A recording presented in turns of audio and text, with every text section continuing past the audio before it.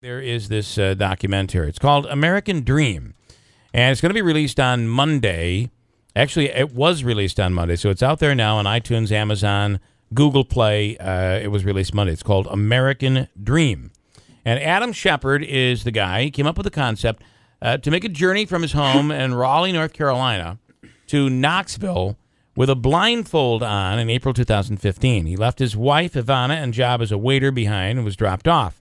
Given $25 and had to survive for 1 month in Knoxville with little knowledge of the city, no job and no place to stay, and they documented it all on film. And Adam is on the line right now. Good morning. Good morning. How are you guys doing? Awesome. And listen, I want to apologize. I've had the worst week in the world. I have not seen this yet, but it is on my list as something I can't wait to see. What an awesome concept.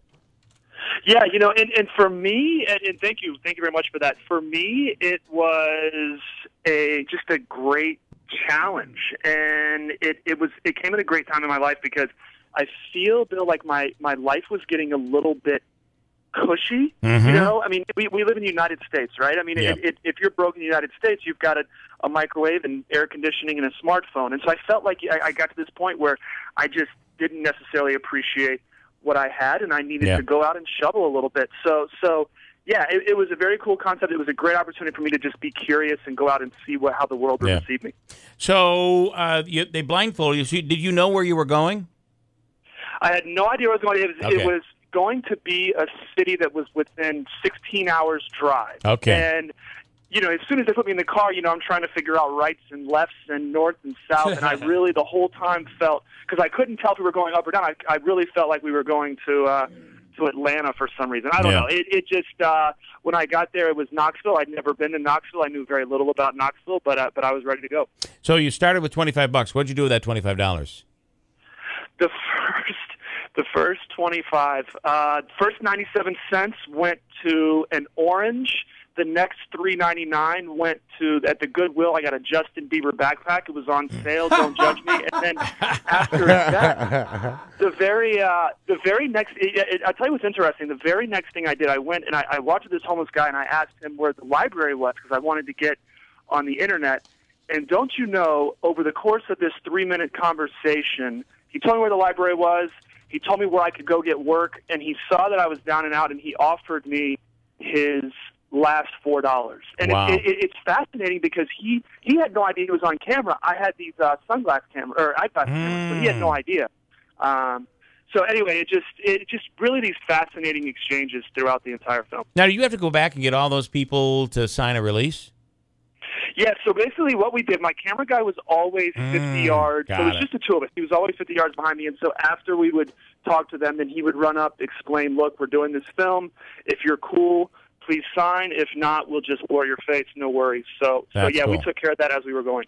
And that's interesting, too, because the first thought I had when Bill was saying we were going to talk to you this morning, it always seems to, and this is the truth, if someone approaches you, whatever condition they're in, and they're followed by a camera crew, around them with big camera, it skews the way you deal with them. Right. Yeah. So I was wondering how you pulled that off, but it was through you had camera in like eyeglasses or something.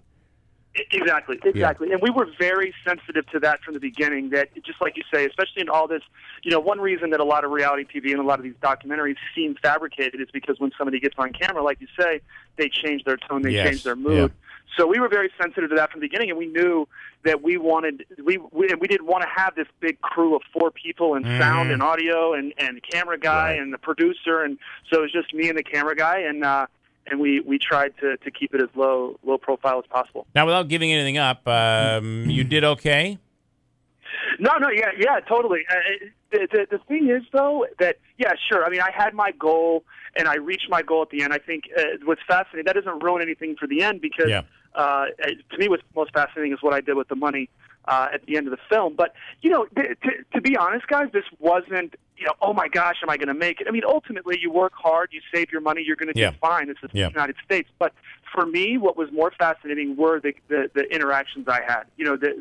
Like with the homeless guy, like with Pete at the coffee shop. These interactions that I had were very surprising to me. And I think that's what the film was more about rather than can I shovel all day and save my money. It's interesting. By the way, you shoveled to make money. Is that what you did? Yeah, that tells us a little did, something. yes. All right, but you bring up an amazing point, and I argue with people about this. We talk about the poverty and how poor we are, and poor. Yeah. Talk to your grandparents about what poor was. Right. Talk to them what it was like in the Depression. In those days when poverty meant you didn't have anything. Today, there are so many government services available, especially in New York State here. But you're right. I mean, you've got your microwave. Your power hasn't been shut off because, there are protections that you have. Additionally, you have your cell phone. And, of course, you could not be without your cable TV. But I am poor and I have nothing. There's today's poverty, and it's different. Right. It's not the same. It's not the same thing. Quickly, Andrew, and I got a break. And so, it did say that you were married and you had to leave your wife behind for this. What were her feelings about this?